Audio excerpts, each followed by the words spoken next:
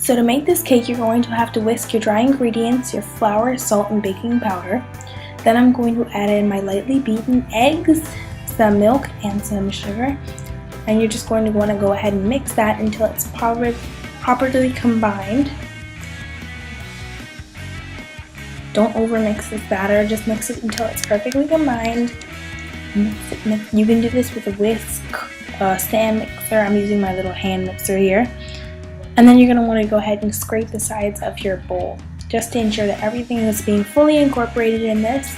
Add in a teaspoon of vanilla extract, and for the rest of these measurements you guys can go to my website. Now you're going to want to whisk in your vanilla extract and add in some melted butter.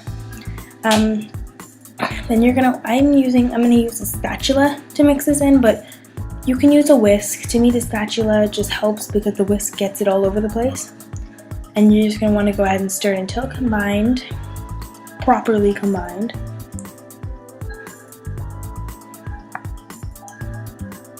So go ahead and just continue until this is all combined and everything. Then I have a buttered pan here. This is a glass square pan. And then I'm going to go ahead and put in half of my cake mixture. Just half. You could put in maybe more than half, but I put in half. And then I just spread it evenly at the bottom. Yes.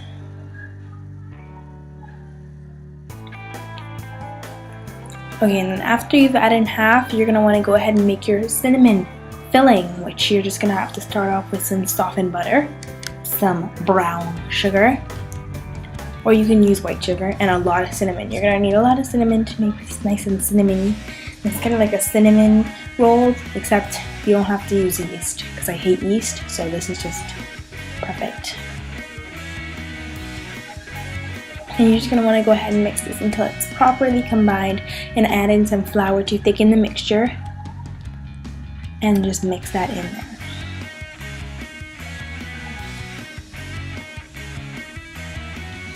I added in a little bit extra flour. I think I used like 3 teaspoons.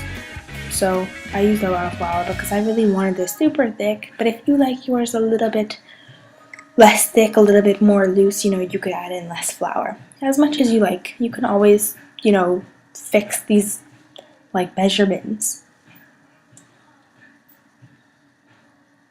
All I do is I get some and I spread it over my cake batter. I like to leave my edges kind of clean so that way I can stick my toothpick in there to see if my cake is fully cooked.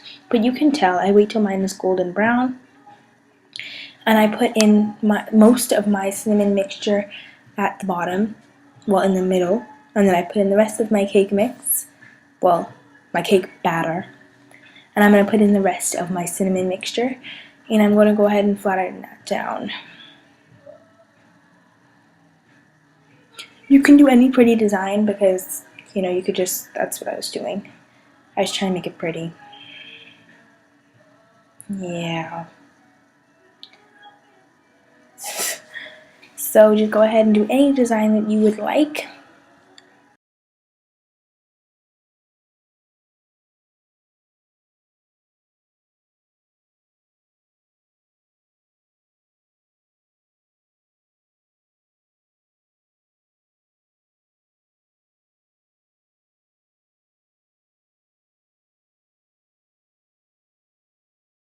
And then I just popped this in my 350-degree oven, preheated.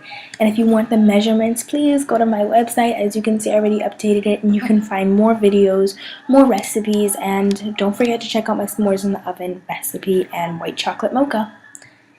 And now for our cream cheese glaze. I'm going to be using cream cheese, some confectioner's sugar, and just stir this until, well, whisk this or mix it or whatever you want to call it, until this is properly combined. And then I added in some vanilla extract, which you can see, and marshmallow cream. I just love that stuff. So I added in some marshmallow cream to give it a nice flavor. And then I'm going to start adding in teaspoons of milk. Just dip in this mixture out a little bit. You can add in heavy cream, milk. I used milk. That's what I want to use. And I just added in a couple of teaspoons. I like my own pretty loose because I don't like anything too thick on this cake. I don't know. That's just how I feel. Okay, so just go ahead and scrape your sides of your bowl again. Make sure everything is properly combined. And I just mix it up some more, and I added a little bit more milk, as you can tell. I really wanted this nice and thin. Yes, and you can see my jet puffed in the background. Yes, and I'm going to put this into a little piping bag. If you can't find a piping bag, just snip off a small, like snip off a very small amount at the bottom of a plastic bag, and I just put that in there. Yes. And so I just let that sit while my cake was baking, and I also just started to clean up. You can see me wash those dishes. And this is how my cake looked when it came out. I checked it, and now I'm just going to take a knife and make sure that my cake could slip out pretty easily, because you want to make sure that it didn't stick. And also, instead of using butter on the pan, you can also use a non-stick spray, oil, parchment paper. And if you don't want to put the glaze on it, it tastes delicious with or without it. And so just glaze your glaze on your cake until you find the prettiest design ever. Don't forget to head up to my website, enjoy, and thank you. Don't forget to subscribe. And to watch my previous video, the link will be below. White chocolate mocha.